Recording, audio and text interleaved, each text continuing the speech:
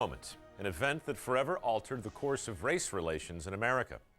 As our image reveals itself, the 1957 school year is about to begin, and an angry mob is trying to stop 9 black students from entering Central High in Little Rock, Arkansas.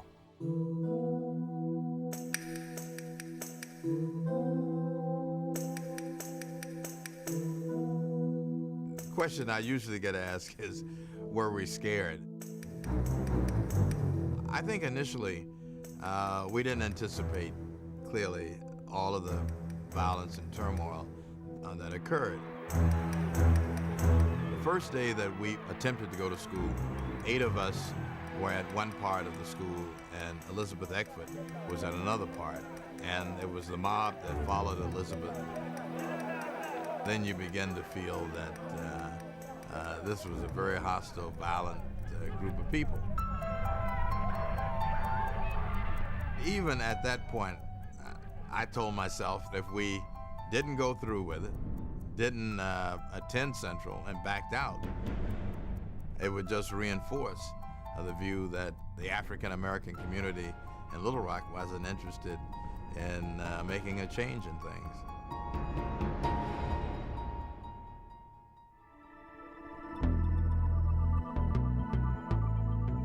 During the 1950s, African Americans throughout the country were trying to make their voices heard. We, the Negro citizens of Montgomery, Alabama, do now and will continue to carry on our mass protest. The driver demanded that I give this seat up for a white man. I didn't feel that I was being treated as a human being. I refused to give up this seat. I said no. Little Rock was a year after the Montgomery bus boycott. So we had seen the impact of Rosa Parks and the beginning of Dr. King's career, and knew that things could change.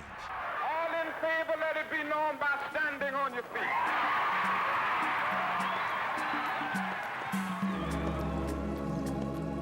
The first step for the Little Rock Nine came in May 1954, when the U.S. Supreme Court issued its opinion in the landmark case Brown versus the Topeka, Kansas Board of Education.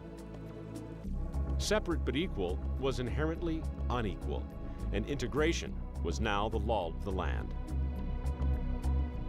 In 1957, this decision and the power of the federal government were tested in Little Rock, Arkansas.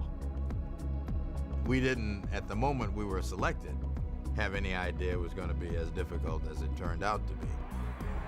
In the face of protest at Central High School, the governor of Arkansas, Orville Faubus, calls out the National Guard. His official reasoning is to preserve the peace and prevent violence. It clearly wasn't to protect us. It was to make a symbolic stand.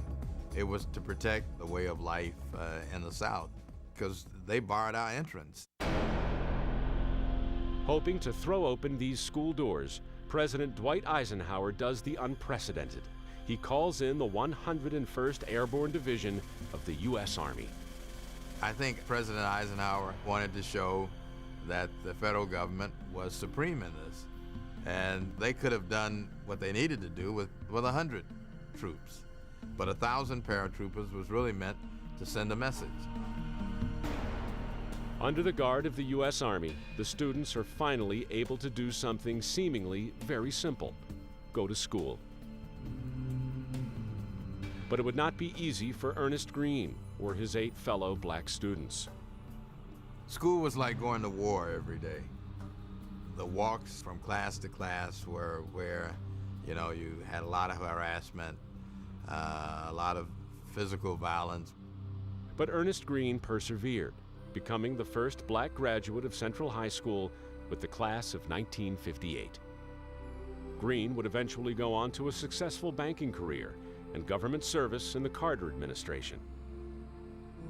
But in 1958, integration was not complete in Little Rock. The following year, Governor Faubus closed all public schools in Arkansas instead of complying with desegregation.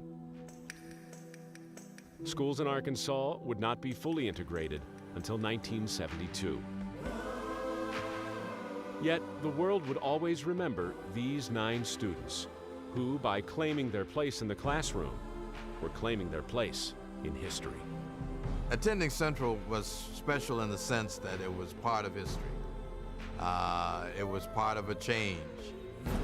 This was reverberating all over the country, all over the world.